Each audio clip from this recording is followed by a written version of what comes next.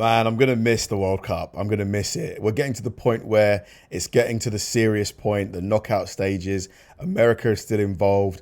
Apparently, Balogun is going to be able to play despite getting a red card because apparently the president made a phone call to the FIFA president to see if there's anything that can be done. What do you think about that? I'm not too sure about that, but whether he's going to be allowed. But if he does get allowed, that will be crazy.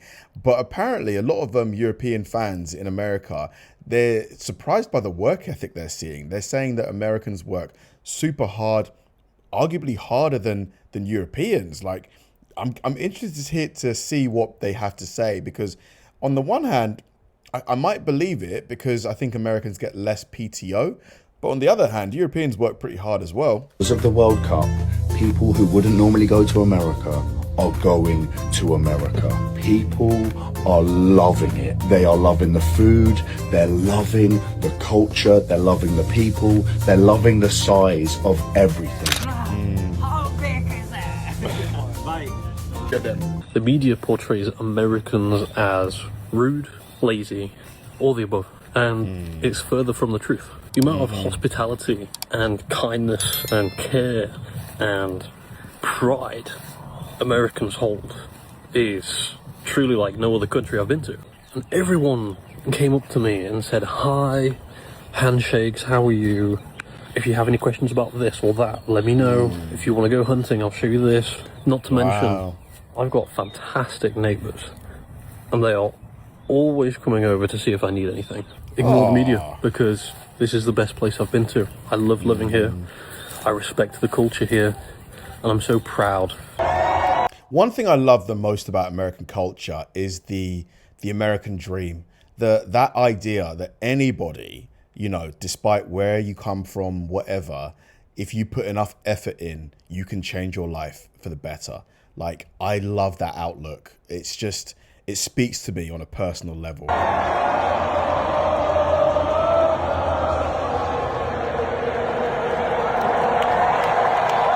Are we going to see some planes? Yeah, boy. Woo! Look at the design of this stand, man. This thing, whenever I see this, it's incredible. How did they do this? Not just any July 4th, America's 250th birthday. Honestly, whoever wrote that script deserves an Oscar. Because from a British perspective, this is an absolute disaster. Think about it. We spent years sailing the Atlantic, planting flags everywhere, wearing our red coats, telling people what to do. And then America basically looked at us and said, yeah, we're not doing that. Fast forward 250 years and they're basically having a giant birthday party, celebrating the day they left us. And we are potentially turning up to a soccer match. That's not a fixture. That's an awkward family reunion. America absolutely won this breakup. They got 50 states. Hollywood, the world's biggest economy. They did the moon landing. Meanwhile, Britain's biggest achievement this week was a train arriving roughly when it said it would. One thing I love about the European World Cup tourists right now is that they're not just being dropped off in the middle of Los Angeles or New York City that most Americans like myself don't even like. They're being dropped right in the middle of the heart of middle America. I mean, these people are experiencing Waffle House at 1 a.m. in Alabama. These people are being dropped off at Buc-ee's in the middle of nowhere in Missouri. And the most hilarious part about this is a lot of the locals in these areas have no idea who these people are or why they're even there. There's been almost no media coverage or marketing done for the World Cup, especially in these small towns. All this stuff, I could go on and on, all of this stuff that we're seeing all over social media right now of the overwhelming kindness of Americans, that's real America. Is it true that there was little marketing for the World Cup in a lot of America? Is that true? I find that so hard to believe because the World Cup is literally, like, football, as in soccer, is the biggest sport in the world. And the World Cup is the pinnacle. Like, whatever country gets the World Cup, they are super hyped for it. They market the hell out of it. Like, don't watch the news. Don't hyper-focus on these horrible big cities like New York. Focus on this stuff, because this is real America. No way that this is normal. Look at this. It's in here. Bro. Man, it it looks so fake. Like, genuinely looks so fake. Oh my God. Taking my British mum and dad to Cracker Barrel. oh, I want to try this. It's a shop in a restaurant. It's not that bad. What do you reckon so far? Very nice, very nice. It looks amazing. American coleslaw is the best. Out of 10. 8. 8. Mum? I think 8, but 1 point for the gift shop. Bought you guys dinner? Yeah, bought all of our dinners. We went to pay and the guy was like, no, it's already been paid for. They went for a beer this morning. Went up to pay for it. A lady already paid the beer for her. That is friendship. Like a 7-Eleven there, and the police, they were buying like people's food and all that. They were just so nice. You would never find that in Scotland. For America. That's crazy. The hospitality is unreal. Just getting things bought for them, like the vibes are immaculate. Representing, is that what you're saying? 100%. Okay, good. Absolutely. So nice. Meeting expectations or exceeding? Way exceeding. Wow.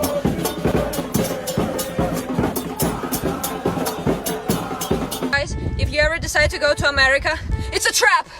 Americanism, it spreads. Yesterday I touched one and now I'm a proud American with wife and kids. Working for a trap company! Wow. The best What stadium was that?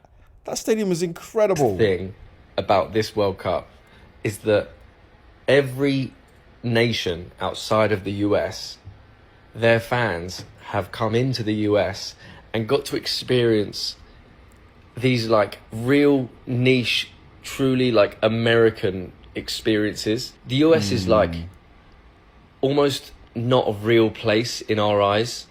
It's like it is a movie. If a country was a movie, it's the US. Yeah, because most of the movies we see are based in America. So the closest a lot of people get to America is literally watching a movie. For fans of like, you've seen all the videos of like Scotland fans taking over like Dallas or Boston or wherever and like partying with bagpipes in like the Lower East Side in New York here.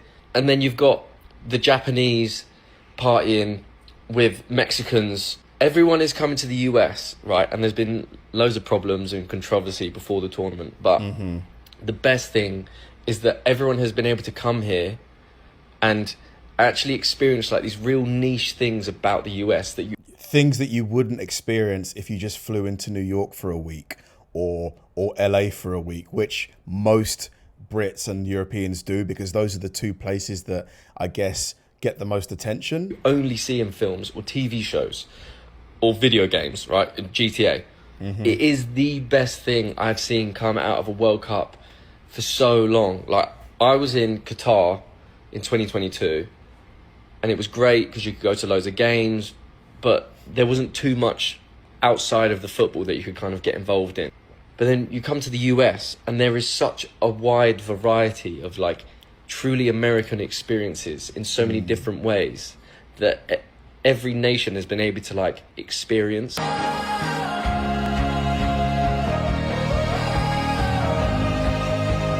Just got 3 things to say. God bless our troops. God.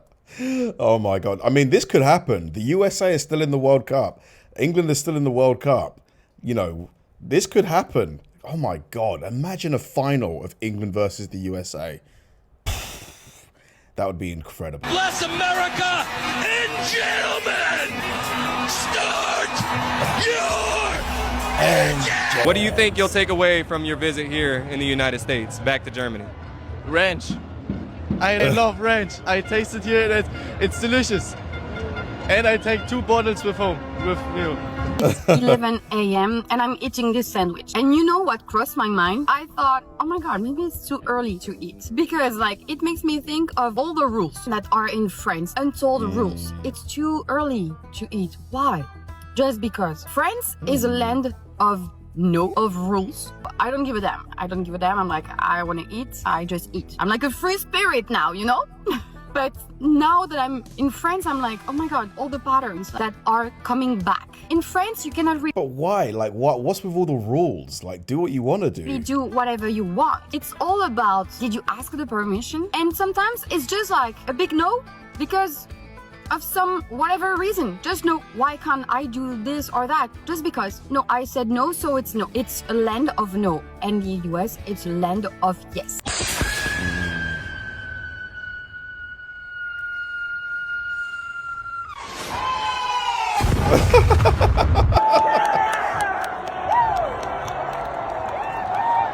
Wow, I love the flyover. Love it.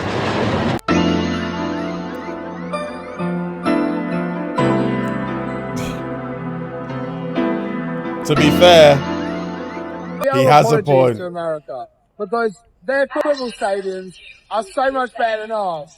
They are. This is the Dallas Stadium. They're just so big. I predict that this World Cup has probably accelerated America becoming great at soccer by a good 10 years. I genuinely think that the amount of parents that are going to get their kids into football, into soccer, as a result of this World Cup are going to be huge. And then you're going to have so many, you know, kids fighting to get into the best teams. The teams are going to get better. I reckon by the next World Cup, honestly, by this World Cup, US might get to the semi-finals. You know, it would not shock me if the United States win a World Cup within the next 10 years. Within the next 2 World Cups, it would not shock me. And if that happens, oh my God, can you imagine? It would be incredible. Thanks for watching, guys. If you enjoyed the video, please like and subscribe. And if you did, check out this video right here and hit the join button below. See you there.